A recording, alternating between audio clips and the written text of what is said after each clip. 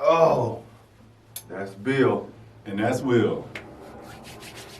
It's Monday, man. The Monday 20th. morning. 4/20/20.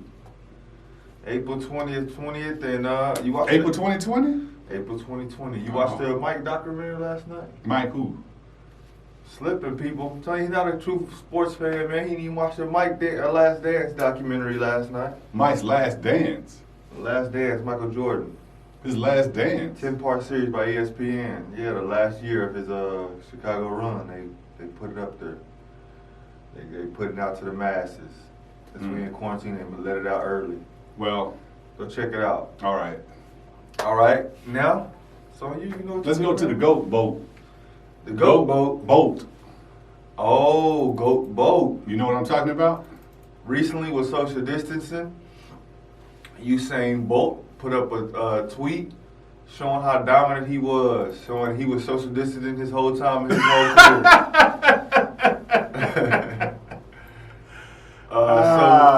So with this being put up, I want to speak about athletics, track and field, because it was something that I loved. It's something I do love. Who's the best sprinter of all times, Gibson? No doubt it's going to be Usain Bolt. No doubt about it. No doubt about it. He's got to be the greatest sprinter of all times. Just dominant. If he lost, which I don't even remember him losing, but it was something that he did. It wasn't that the field was able to catch him. It's something that he did.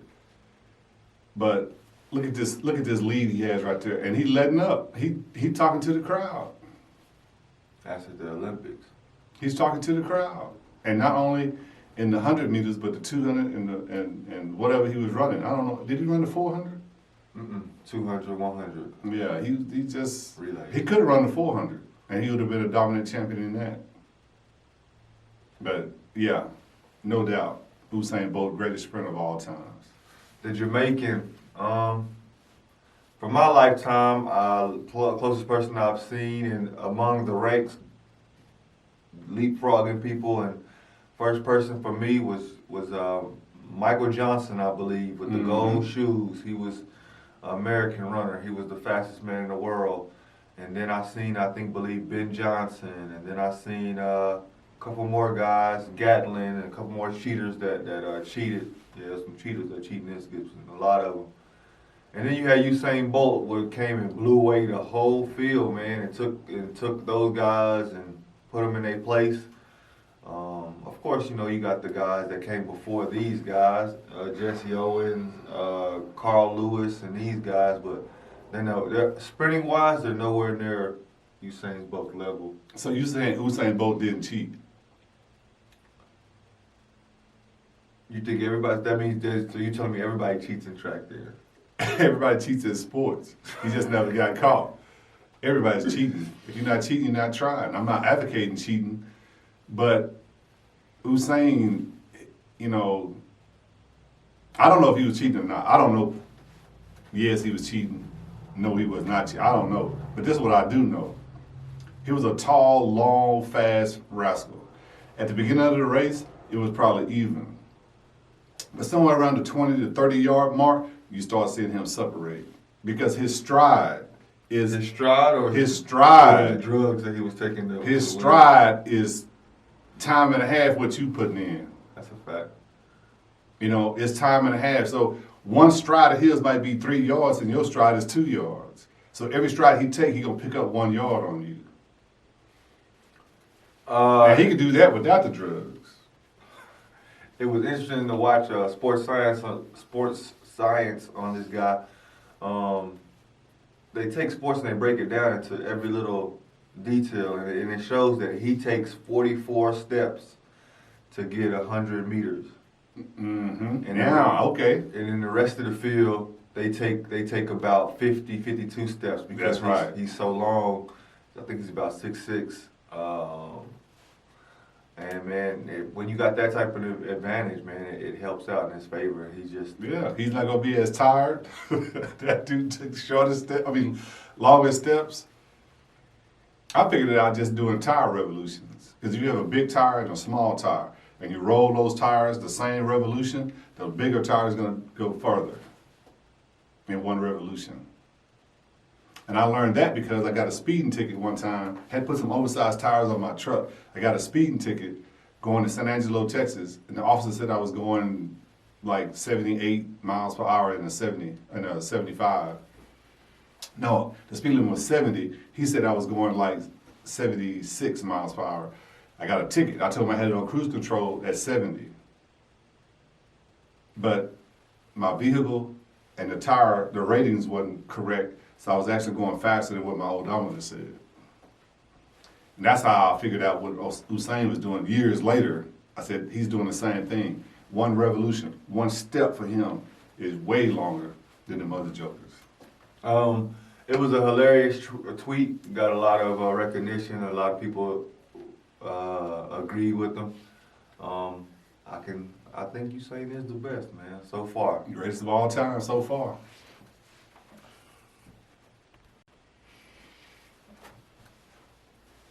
We're gonna talk about Buying businesses.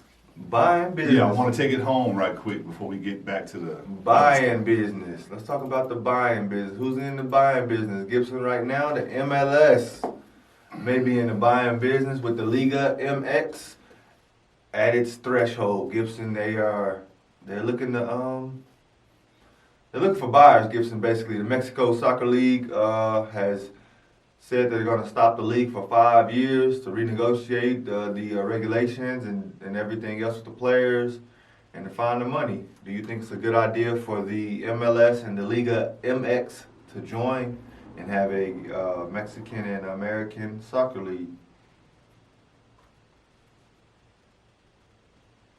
No.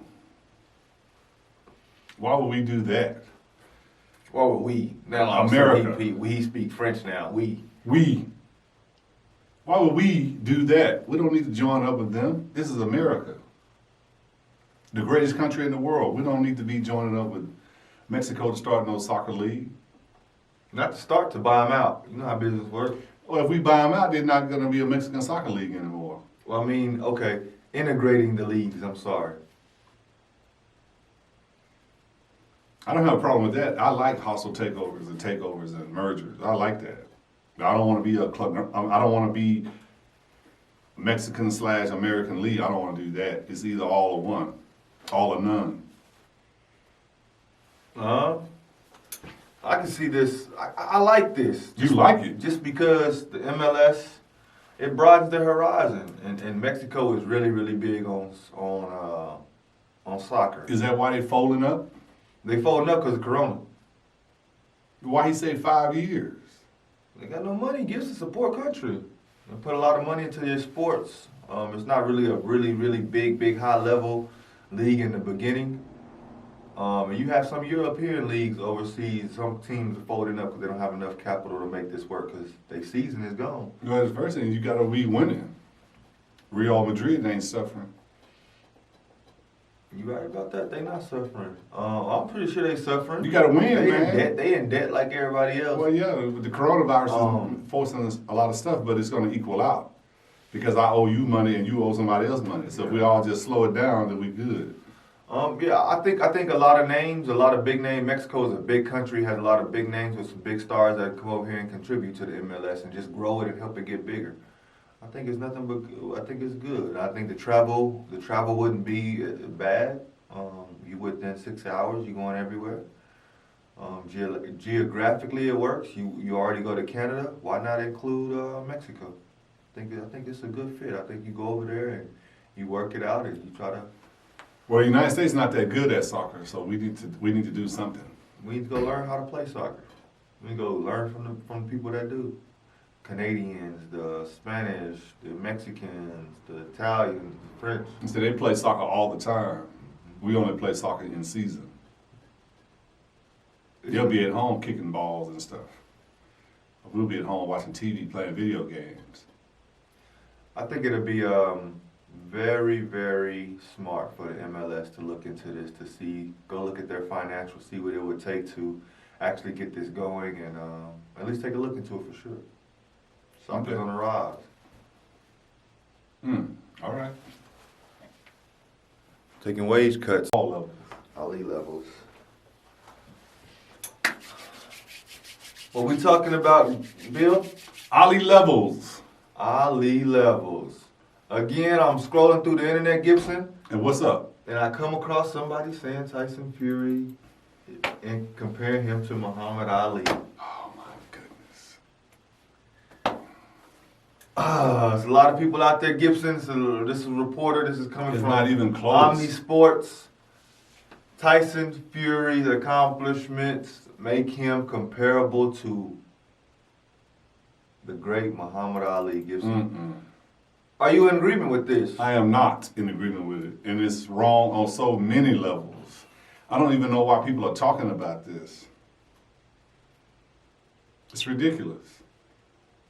Muhammad Ali was a polarizing person. He transcended sports. People that wasn't even watching boxing liked Ali. People that wasn't even watching boxing started watching boxing because of Ali. Ali said, I'm not going to war to fight for a country that's not fighting for me.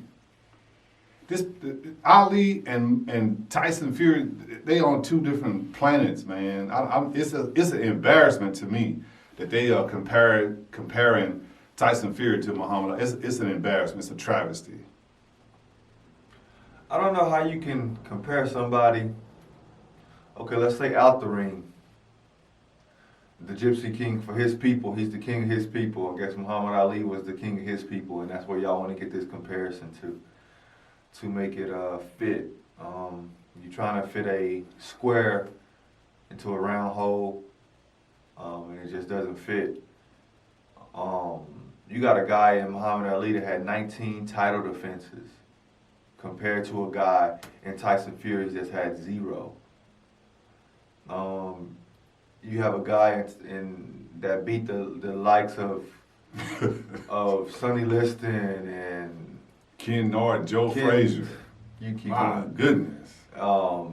Just to name a few. And these are Hall of Famers. Hall of Fame boxers that will go down Hall of Fame, and then you got someone in Tyson Fury that in his last title fights he goes 3-1, 3-0 in a draw, and one of those against a 40-year-old person, and then one against a guy that only has a right hand.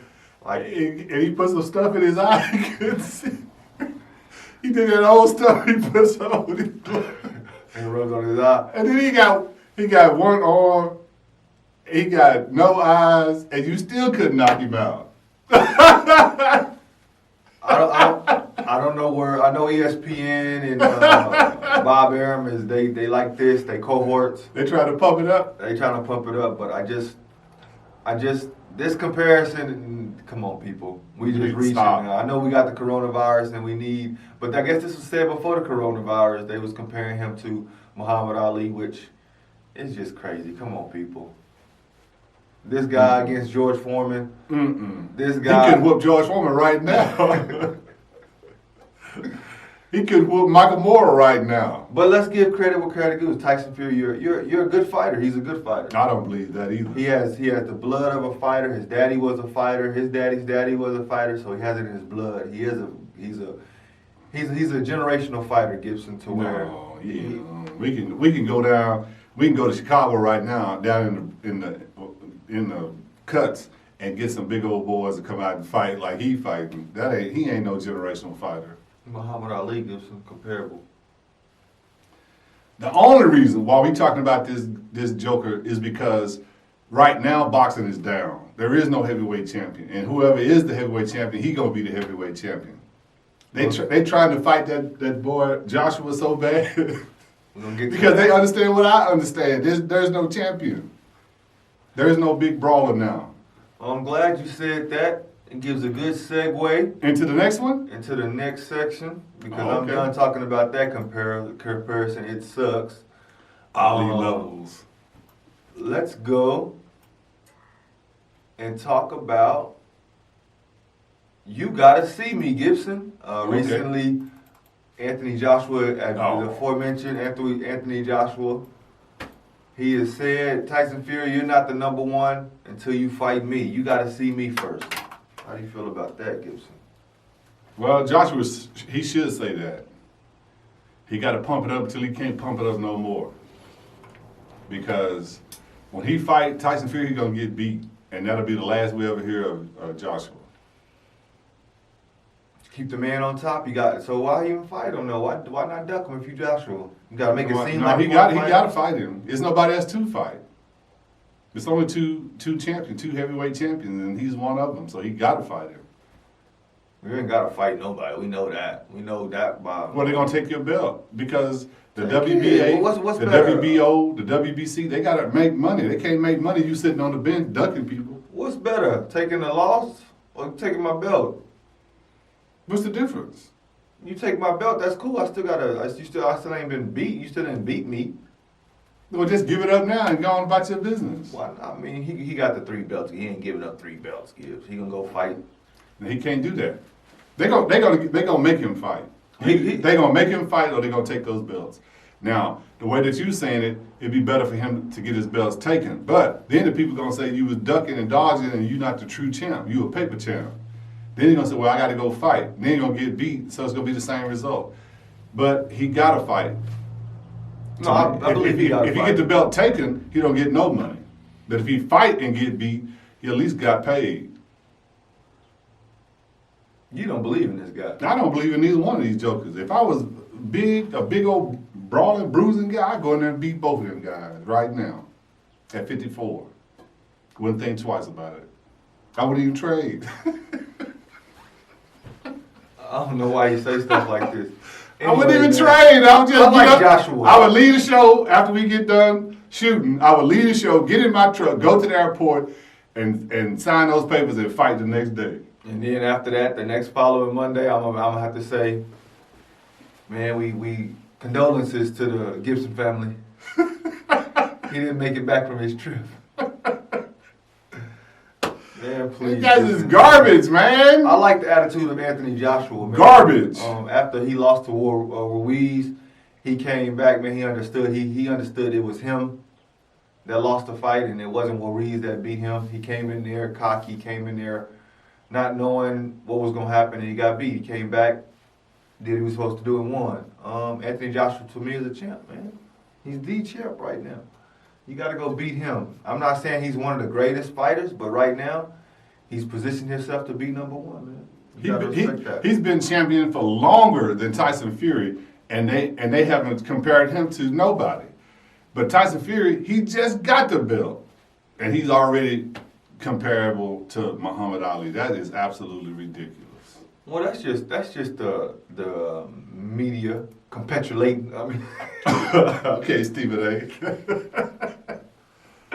that's just the media, man. That's just the Garbage, media. man. Come on, man. You know how that is. So, but whenever they fight Gibson, I'm looking forward to it because boxing needs this. Boxing needs some new talent. These scouts and trainers, they need to go out in the streets, man, and go find somebody and say, hey, man, you know what? You got a shot.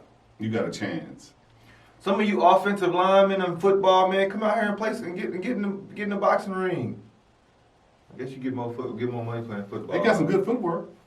Yeah, I mean the big guys are heavyweight champions. A lot of the sports is taking away our big guys, especially football. They took away the big guys from boxing. You need to go over there and box, man. But anyway, are you gonna pay for this? Or you gonna watch it on Roku? I'm gonna watch it on a Roku stick. Roku stick. Yeah, because I'm not gonna pay for that. FBI. You put on the bottom right there if you $250,000 fine.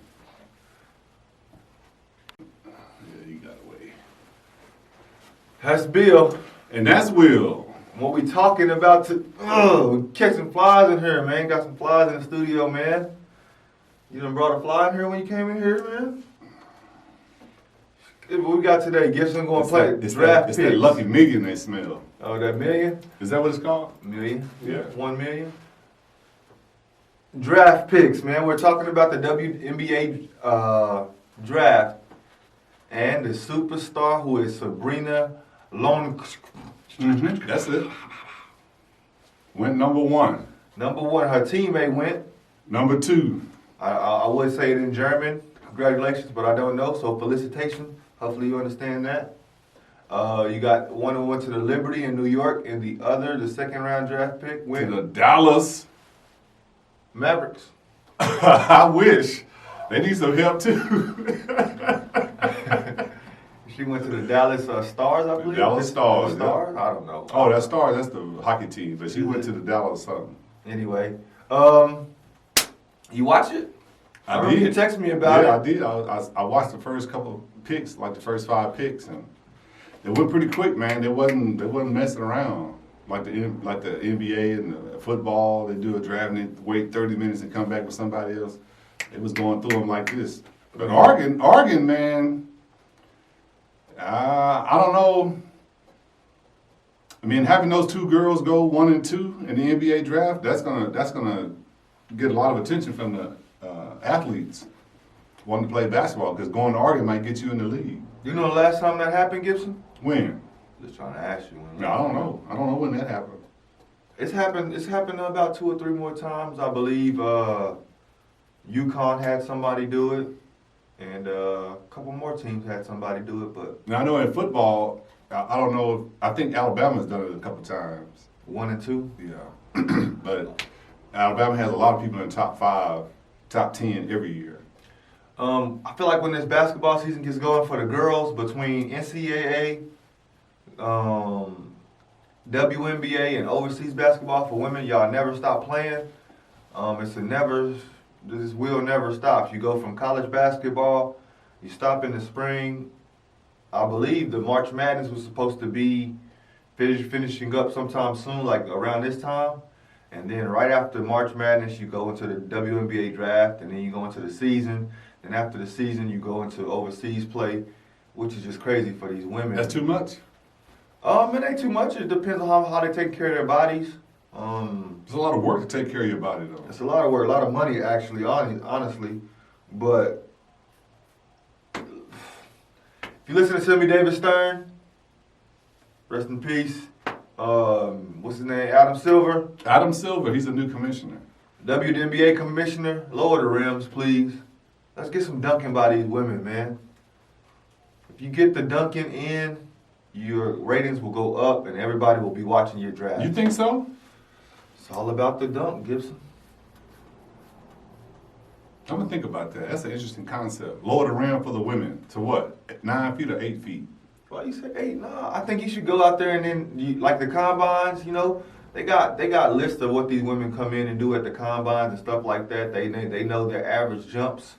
Things like that. We'll see what these women can do. That's interesting. I think if you got dunks in it, when WNBA, a lot more people will start to watch. I think the dunk is where it's at. Because they can do everything else the men can do. Just don't have any viable names that's really exciting right now. That's interesting. I'm going to think about that. Lower the rims or let them go play with the men? Nope. That's not going to happen. Integrate the leagues between the men and the women. Now I know what could happen that would be all right. The D League, let the D League guys play with the WNBA girls. Now you're gonna see, and lower the rim. Now you're gonna see where the women can dunk too. You're gonna see the women on the bench. No, it's you gotta even that out. You got a mandatory 3 men, 2 men. Then No. You got 3 women and 2 guys on every team, and the 2 guys hold each other, and the 3 women hold each other. But we finna ball now. What about the transition when I'm holding? Well, that's different. Now you just gotta don't let them shoot. But any hard foul on a woman, that's automatic eject. Automatic eject. You would not even talk about it. It's an automatic eject. She on the court. I foul her just like a foul. Automatic eject. Now you're gonna see some interesting ball play. You can't get nobody no extra privilege. These women don't want extra privilege. I'm not giving them an extra privilege. They want you're to be bigger, you're stronger, you're faster. I'm not going to let you hurt this woman just because you're mad that she stole your rock and went down the other way. And dunked on you. See? I'm not going to let you hurt her because you got in your feelings. You shouldn't be emotional anyway like that. Hey, shout out to Sutton from Texas. They got drafted also. Speaking of women's college basketball, a local JUCO Midland College women basketball player signed at Texas A&M to play basketball. Oh man, Texas A&M gonna win the championship. When the last time they won it? Hey, they did win a championship. They're gonna win it now. I feel like Texas A&M had a run. They had some runs, but they didn't win. But we're finna win now. Check this out. But a lot of nutritionists say that a lot of athletes are handsome because of their diet. Yeah, I was handsome for a long time. Now I stopped playing basketball and I wasn't handsome no more. Gibson, what we got on tap today? It's not the basketball. Right. I always tell them. Jags and Tigers. Jags and Tigers. The Jacksonville Jaguars are looking to trade the former Tiger from LSU, Jimmer Fournette. Leonard Fournette. Leonard Fournette. Man, I'm gonna tell you, I got no problem with it. I got no problem because I'm gonna tell you you already know what the Jaguars are doing. Yeah, but when you tank, you gotta have somebody for him to come and run the team with. They doing it right now. They dumping people right now. They are positioning themselves to be dead, stinking last in the National Football League. And when the NBA Draft comes up in 2021, guess who's gonna be the number one pick? My boy from Clemson. Trevor Lawrence. The quarterback, 2-time national champion. 3 times he was in the national championship game. Now, we just talking right now. When the college football season starts, they'll be in the championship game again. Now, he might have 3 wins and 1 loss. I don't know how that's going to shake out because they lost a lot of players. Those big-time receivers, they lost. The running back, they lost. So the ETN, they're going to be rebuilding. So I don't know if they're going to get back. But this is what I do know. Trevor Lawrence is going to go number 1. And guess who's going to be in position to get him? Even if the Jags didn't get the number 1 pick, guess what they're going to have? A whole bunch of picks that they can give you to get that number 1 pick. So they're going to take Trevor Lawrence as the number 1 pick, and then they're going to rebuild their franchise around Trevor Lawrence. That's why they're doing what they're doing. They're freeing up cap space. They're freeing up roster space. They're freeing up everything. They're going all in on Trevor Lawrence. There's no doubt about that. They've made no qualms about it. This fly keep coming on. I don't know about this fly. He gonna get hurt. But he want to be on TV, Gibson. On YouTube. The Jags trading. This pick is, not this pick. This running back, Fournette. You owe him $4 million. That ain't nothing. That's why you gonna keep him. He cheap, and you gonna run him into the ground. Because guess what? You have Minshew as your quarterback right now. Right now he's somewhere with some Daisy Dukes on, riding around in an RV around USA, just seeing it. Well, he's probably right now because can't get in and out of country. In and out of states. But they're a laughable franchise, Gibson. They're gonna continue to be laughable. Nobody wants to go to the Jaguars to play. They used to be formidable. When they first came in the league, they was formidable. Nobody wants to go to the Jaguars and play. I don't know why. Florida seems like a great place to be, but the Jaguars have until May 4th. They got a plan. They got until May 4th to exercise this option, his 5th-year option. Fournette wants him to sign Cam Newton. That ain't going to happen either. 2 brothers in the backfield? They're trying to lose. Yeah, you want to lose. They want to lose so they can get the number 1 pick in Trevor Lawrence. I tell you what, Jacksonville. If you want to lose, who you can go get? 30 for 30. He played up the road. Go get Winston. Jameis Winston, come in and bring your quarterback. Hey, Jameis, we need you to throw. They don't need Jameis Winston. They already got a quarterback. You need a quarterback that what you want Jameis for? So you need a quarterback that can get a game away. They already got a quarterback that can give the game away. Not like Jameis Winston can. A loss is a loss, whether you lose by 1 or you lose by 101. It's still a loss. Minshew won a couple games last year for them. He was all right for them. Winston won a couple games too. You don't need to go get another quarterback. Stay with what you got. Your game plan is going to work. You're going to get Trevor Lawrence. You're going to be able to rebuild because you're going to have picks. Not only for 2021, but 2022 and 2023 also. They got a good game plan. Stay with that. You don't need to get another quarterback. Plus, Jameis is going to cost you money. They're trying to free up money. Tampa. Vincent Minshew is a good quarterback. Now don't put him out there and get hurt. Go get somebody that you can hurt. You're going to need a good backup when Trevor Lawrence get there, buddy. So go ahead and go pick up Jameis, throw him out there into the frying pan. What they say, out of the fire into the frying pan. How they say it? Out of the skillet into the frying pan. Oh, I'm just man. joking, man. I'm glad you joking. I'm just joking, man. Listen, they going after Trevor Lawrence, and I hope it's worth it. Is he worth it? Of course he's worth it. Your cousin. You ain't heard of Joe Exotic? I've never heard of Joe Exotic. Maybe you get time, go to Netflix and go watch the Joe Exotic. So, most craziest stuff I've seen in my life.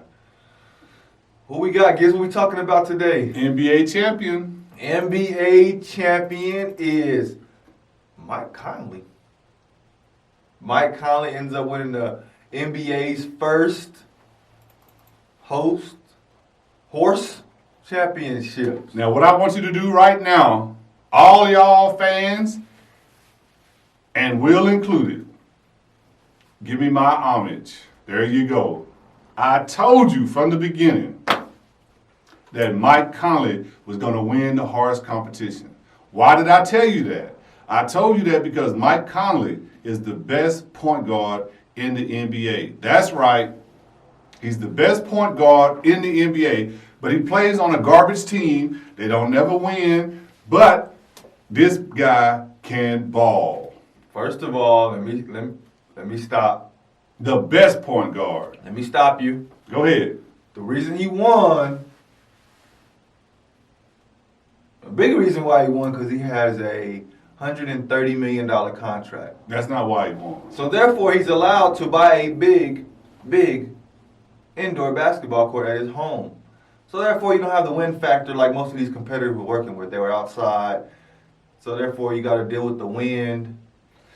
Just not too good. And then you got your home goal inside, you know?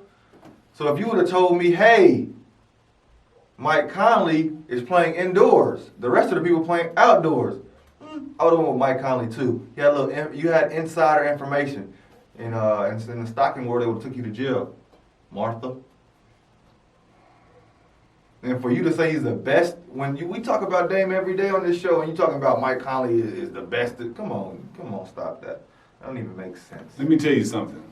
And I know all you basketball players, all of y'all are going to agree with what I'm about to say right now. My boy Damian Lillard, I've started watching him because of my friend Will here, but let me say this. If you take Mike Conley and put him on any team that's trying to win an NBA championship, I guarantee you they make it to the championship game. I don't know if they'll win it. I guarantee you they will make it to the game. Mike Conley is cold-blooded, man. I believe Mike Conley is Mike Conley is cold-blooded. He's a good player, for sure. Good is an insult. He's a good player. Good is a backhanded slap. He's a $130 million player. And $130 million is what? In 1, 2, 3, where is that ranking? Point guards in the NBA, Mike Conley, where is he at? Yeah, money-wise, contract-wise, where is he at? He got paid a long time ago. He got the number one contract in the NBA. He's the highest paid point guard in the league. Steph makes $44 million a year. Well, Steph just got that contract. When Mike Conley's contract come back, well, he might be too old. He might be too old when his contract comes back up for renewal. But let's get it right. But you take Mike Conley and you put him on an average team that's trying to win it, they're gonna make it to the dance. He on an average team. No. They below average. You got a defensive player. They below average. You got a defensive player on your team of the year on your team. You got a scorer in Donovan Mitchell that's amazing, and you got yourself. That's 3 players. Plus you got a Joe Ingles, and you're 4th in the West. You on a good team.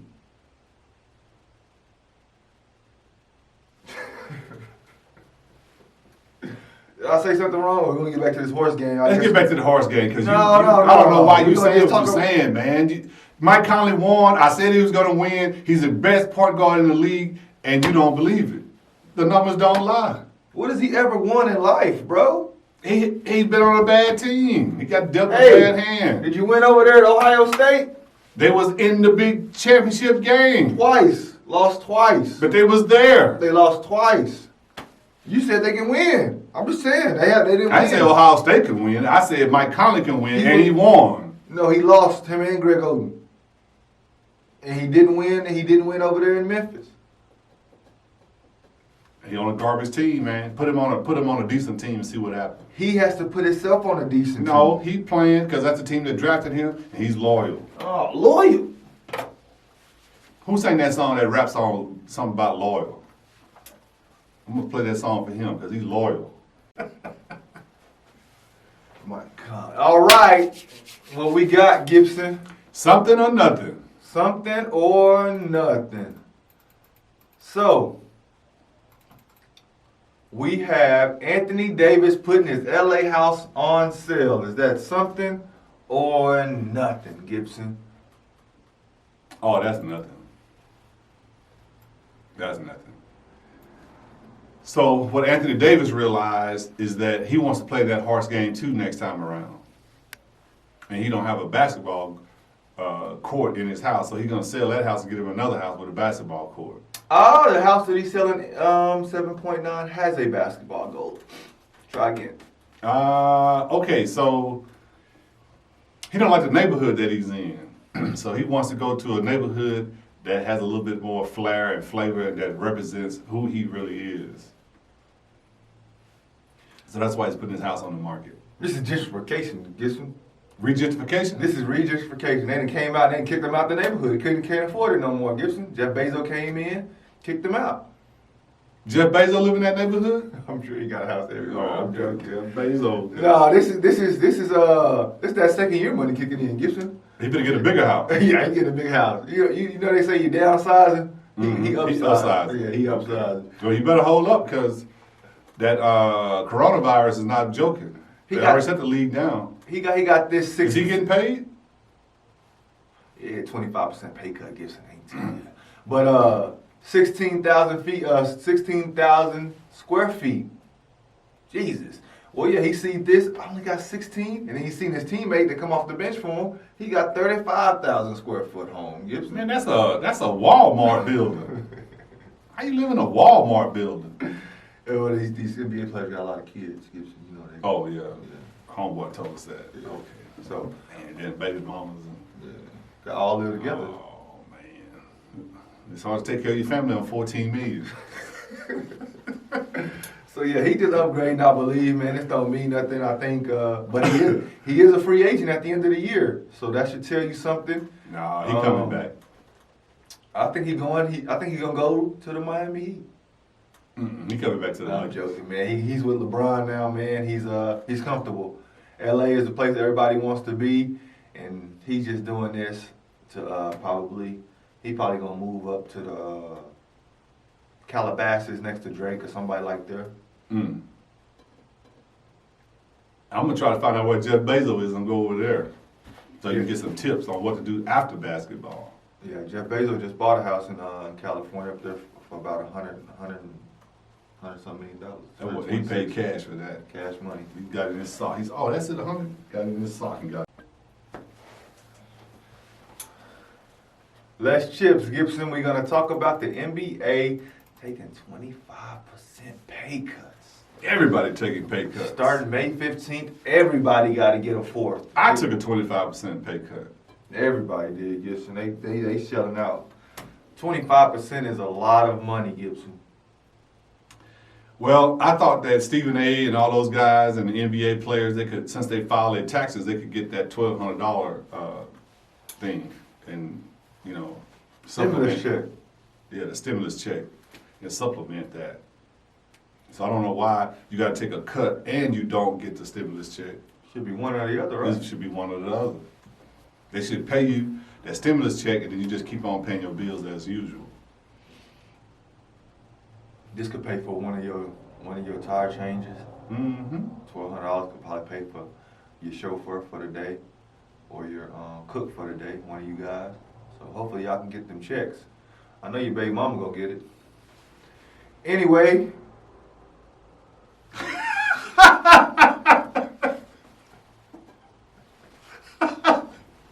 Why you say that, man? It ain't true? Yeah, it's true, but we talking about the pay cuts. You talking about baby mamas. You talking about baby mama last segment too. Oh, man. 25% pay cut. Gibson, you already got to give up about 30 to 40 to the government, and then you got to give up 25 more because the government don't get their act together and they shutting everything down. Well, it's not the government. It's this coronavirus, and whoever started it, it got out of control, man. It slipped out of his head. He lost it, and it shut the whole world down, man. It's amazing, man. I've never seen anything like this in my life. But the people that is going to really hurt is the little man. These big guys up top, Stephen A. them, they're not going to be hurting for no 25%. Not Stephen A. These are players, man. The players could be hurting. These players living paycheck to paycheck, and dudes want their money. Well, you know man. what? They can recover from that because they got a skill set. They can recover from that. The little man, he don't have a skill set that he can recover. So I don't feel sorry for those guys. I feel bad, that they in that position.